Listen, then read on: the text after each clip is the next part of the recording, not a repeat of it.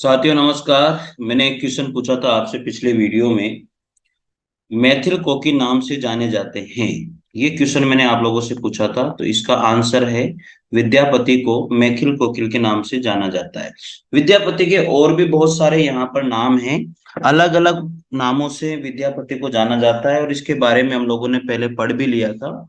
तो चलिए हम देखते हैं विद्यापति को और भी कितने नामों से जाना जाता है। आदिकालीन कवि विद्यापति को मैथिल कोकिल में मैथिल भाषा में पदावली की रचना करने के कारण मैथिल कोकिल नाम से जाना जाता है। विद्यापति के प्रशंसकों ने उन्हें कई उपाधियों से विभूषित किया जो निम्नवत हैं। ये अलग अलग उपाधियां हैं: अभिनव जयदेव, कवि शेखर, कवि कंठहार, नव कवि शेखर, और खेलन कवि, और दशावधान, और पंचानन। ये इतने सारे जो उपाधियां हैं वो विद्यापति जी को दी गई है अलग अलग विद्वानों के द्वारा, अलग अलग प्रशंसकों के द्वारा। और इन इतने सारे नामों से विद्यापति को जाना जाता है साथियों। तो देखिएगा, मैथिल कोकिल के नाम से विद्यापति को जाना जाता है। अभिनव जयदेव, कवि शेखर, कवि कंठहार, नव कवि शेखर, खेलन कवि, और दशावधान, और पंचानन। इतने सारे नामों से जो है विद्यापति को जाना जाता है साथियों। चले आगे। 131 नंबर का प्रश्न है। विक्रम विक्रम की सतवीं सातवीं शताब्दी से 11वीं तक अपभ्रंश की प्रधानता रही और फिर वही पुरानी हिंदी में परिणत हो गई। ये कथन किस विद्वान का है? विक्रम की 7वीं शताब्दी में 11वीं तक अपभ्रंश की प्रधानता रही और फिर वह पुरानी हिंदी में परिणत हो गई। ये कथन किस विद्वान का माना जाता है? ये कथन है, देखो, अपभ्रंश को पुरानी हिंदी कहने वाले कवि कौन है? चंद्र शर्मा गुलेरी है। तो उसी के आधार पर हम लोग ये बात करेंगे इस प्रश्न में। ठीक है ना, उन्होंने यही कही है, अपभ्रंश की प्रधानता रही और फिर वह पुरानी हिंदी में परिणित हो गई। तो कहने का मतलब ये अपभ्रंश भाषा को पुरानी हिंदी किसने कहा? तो चंद्रदत्त शर्मा गुलेरी ने कहा था। तो इस आधार पर हम एक क्वेश्चन के आंसर को निकाल लेंगे साथियों। चले आगे बात करते हैं, इसमें पढ़ते हैं। विक्रम की 7वीं शताब्दी से 11वीं तक, विक्रम संवत की जो 7वीं शताब्दी है 11वीं शताब्दी तक अपभ्रंश की प्रधानता रही और फिर वह पुरानी हिंदी में परिणत हो गई। ये कथन चंद्रदत्त शर्मा गुलेरी का है। चंद्र शर्मा गुलेरी प्राकृताभास या हिंदी अपभ्रंश को पुरानी हिंदी कहने मानते थे। चंद्रदत्त शर्मा गुलेरी प्रसिद्ध कहानीकार थे। इन्होंने 3 कहानियां लिखी हैं: सुखमय जीवन 1911 में, बुद्ध का काटा 1914 में, और उसने कहा था 1915 में। उसने कहा था जो स्टोरी वेरी वेरी इंपॉर्टेंट और इसमें से क्वेश्चन पूछे जाते हैं। तो चंद्रदत्त शर्मा गुलेरी थे, उनके द्वारा हिंदी या अप्राकृताभास हिंदी या अपभ्रंश भाषा या अपभ्रंश हिंदी को जो है पुरानी हिंदी इन्होंने कहा था।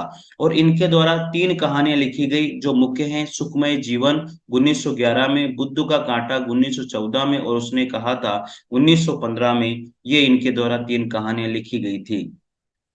पृथ्वीराज रासो में कितने समय हैं, कितने सर्ग हैं, कितने खंड हैं? तो ये पृथ्वीराज रासो में कितने हैं? 69 है साथियों, सबको पता होना चाहिए।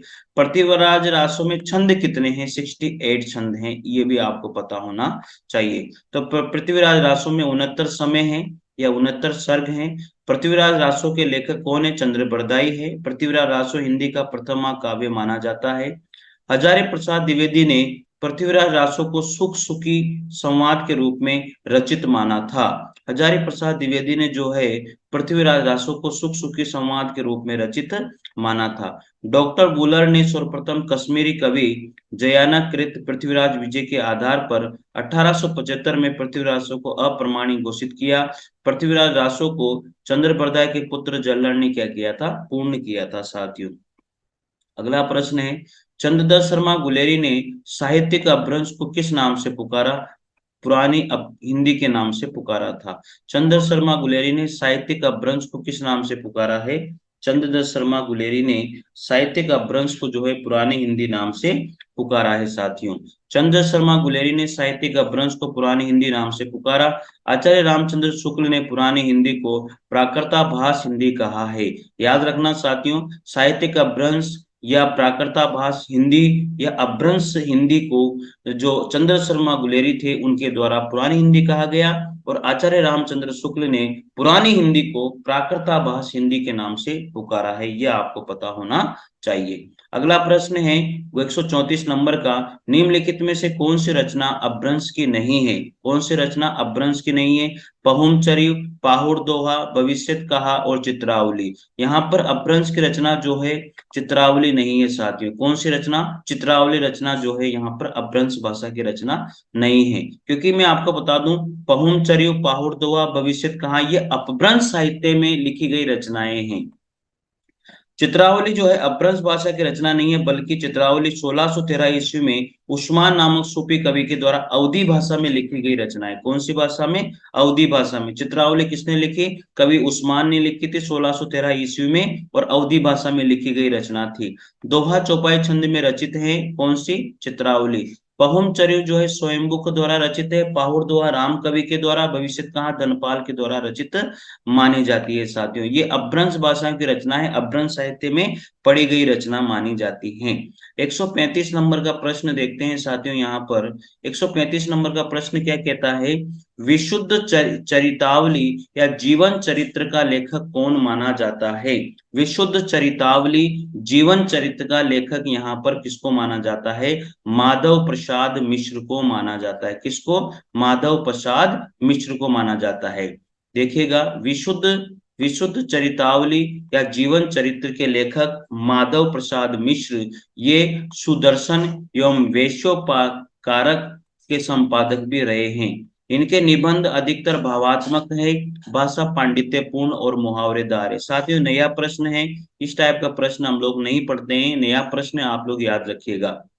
विशुद्ध चरितावली या जीवन चरित्र का लेखक किसको माना जाता है? माधव प्रसाद मिश्र को माना जाता है। तो विशुद्ध चरितावली या जीवन चरित्र के लेखक माधव प्रसाद मिश्र हैं। ये सुदर्शन और वैश्योपकारक के संपादक भी रहे थे। किसके? सुदर्शन के और वैश्योपकारक के संपादक भी माधव प्रसाद मिश्र को माना जाता है। इनके निबंध अधिकतर भावात्मक रहे हैं, भाषा पांडित्य पूर्ण और मुहावरेदार इनकी रही है। 136 नंबर का प्रश्न है, अमीर खुसरो का जो मूल नाम है वो क्या था? अब्बुल हसन। क्या नाम था? मूल नाम अब्बुल हसन। साथियों इनका नाम था अब्बुल हसन, तो डी ऑप्शन इसका राइट हो जाएगा। अमीर खुसरो का मूल नाम अब्बुल हसन था। ये निजामुद्दीन औलिया के शिष्य थे। अमीर खुसरो ने खड़ी बोली हिंदी में पहली कविताएं रचना शुरू किया था। आदिकालीन कवि भी इनको माना जाता है। इनके प्रमुख जो रचनाएं हैं खालिक बारी, पहलियां, मुकरियां, दो सुकने और गजल, ये प्रमुख इनकी रचनाएं रही है साथियों। 137 नंबर का प्रश्न आता है, हिंदी में किस कवि को राजशेखर की उपाधि से अलंकृत किया गया था? विद्यापति को ही किया गया था। पहले भी हम लोगों ने विद्यापति के बारे में बहुत सारी उपाधियां पढ़ी हैं, अभिनव, जयदेव, और यहाँ पर राजशेखर के नाम से भी जो है विद्यापति को ही जाना जाता है। तो देखिएगा, आदिकालीन कवि विद्यापति को राजशेखर की उपाधि से अलंकृत किया गया है। विद्यापति तिरहुत के राजा शिव सिंह और कीर्ति सिंह के दरबारी कवि थे। विद्यापति जो है शैव संप्रदाय से संबंध रखते हैं। बच्चन ने विद्यापति को जातीय कवि भी कहा है। हरप्रसाद शास्त्री इन्हें पंचदेव उपासक स्वीकार करते हैं। सूर्यकांत त्रिपाठी निराला ने जो है पदावली को श्रृंगारिक पदों की मादकता को नागिन की लहर कहकर पुकारा। हजारी प्रसाद द्विवेदी ने इन्हें श्रृंगार रस के सिद्ध वाक कवि कहा है। इसके अतिरिक्त विद्यापति को अन्य उपाधियों से विभूषित किया गया है। किस किस नाम से? अभिनव, जयदेव इनको कहते हैं, जो अभी हमने पढ़ा। कवि शेखर इनको कहा जाता है, राजशेखर इनको कहा जाता है, याद रखिएगा। कवि कंठहार, नव कवि शेखर, केलन कवि, दशावधान, पंचानन, मैथिल कोकिल आदि नामों से भी इनको जाना जाता है। चलिए अगला पढ़िए। 138 नंबर का प्रश्न है, कीर्ति लता के जो रचनाकार है वो विद्यापति को ही माना जाता है। साथ में विद्यापति के बारे में तो भयंकर ही बताया गया है, तो विद्यापति के बारे में क्वेश्चन पूछा भी जाता है, आप लोग याद रखिएगा। कीर्ति लता की जो रचनाकार है विद्यापति है। कीर्ति लता और कीर्ति पताका दोनों ही अवट भाषा में लिखी गई रचना है विद्यापति के द्वारा। कीर्ति लता जो है वो भृंग भृंगी संवाद के रूप में मानी जाती है।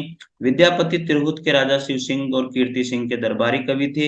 इनकी रचनाएं शैव सर्वस्व सार, गंगा वाक्यावली, दुर्गा भक्त रंगनी, भू परिक्रमा, दान वाक्यावली, पुरुष परीक्षा, विभाग सार, लिखनावली और गया पतलक वर्ण्य कृत्य संस्कृत भाषा में, कीर्तिलता और कीर्ति पताका अवध भाषा में, और पदावली और गोरक्ष विजय जो नाटक है वो मैथिल भाषा में लिखा गया है साथियों। 139 नंबर का प्रश्न आता है, अपनी पहेलियों और मुकरियों के लिए जाने जाते हैं। अपनी पहेलियों और मुकरियों के लिए तो अमीर खुसरो को ही जाना जाता है साथियों। वेरी वेरी इंपॉर्टेंट क्वेश्चन आपको याद होना चाहिए। अपनी पहेलियों और मुकरियों के लिए अमीर खुसरो को जाना जाता है। अमीर खुसरो के बारे में हमने बहुत कुछ पढ़ लिया है पहले। अमीर खुसरो का वास्तविक नाम अब्बुल हसन था। अमीर खुसरो निजामुद्दीन औलिया के शिष्य थे। अमीर खुसरो जो है खड़ी बोली के आदि कवि माने जाते हैं। खड़ी बोली में रचना करने वाले पहले कवि भी अमीर खुसरो को ही माना जाता है। अमीर खुसरो को जो है दोहा का दोहा चौपाई का जो है अमीर खुसरो को आविष्कारक माना जाता है। तान वो सारंगी का या तान का आविष्कारक अमीर खुसरो को माना जाता है। खालिक बारी, पहेलियां, मुकरियां, दो सुकने, गजल इनकी प्रमुख रचनाएं रही है साथियों। चलिए 140 नंबर का प्रश्न है, आदिकाल के साहित्य में उपेक्षित रहा है। आदिकाल के साहित्य में ये इनमें से कौन सी बातें जो है उपेक्षित रही है? सामाजिक चेतना आदिकाल के साहित्य में थी। आश्रयदाता की प्रशंसा करते थे। धार्मिक चेतना भी रही है, लेकिन राष्ट्रीय चेतना जो है आदिकालीन साहित्य में देखने को नहीं मिलती है। तो राष्ट्रीय चेतना आदिकाल के साहित्य में उपेक्षित रहा है। अन्य विशेषताएं तो थी, सामाजिक चेतना, आश्रयदाता प्रसन्नता, धार्मिक चेतना आदि विशेषताएं तो रही हैं। आदिकाल को जो है आचार्य रामचंद्र शुक्ल जो है वीर गाथा काल के नाम से जानते हैं साथियों। तो साथियों ये 10 क्वेश्चन थे, वेरी वेरी इंपॉर्टेंट क्वेश्चन, और आप लोगों को मैंने बताया है। वीडियो अगर आप देखते हो रोज, अच्छा लगता है तो जरूर शेयर और लाइक जरूर कीजिए, और प्लीज चैनल को जरूर सब्सक्राइब कर लीजिए, अच्छा ही रहेगा साथियों। कैसा लगा एक बार जरूर कमेंट करके बताइएगा। मिलते हैं अगले वीडियो के साथ, तब तक के लिए जय हिंद जय भारत, थैंक यू।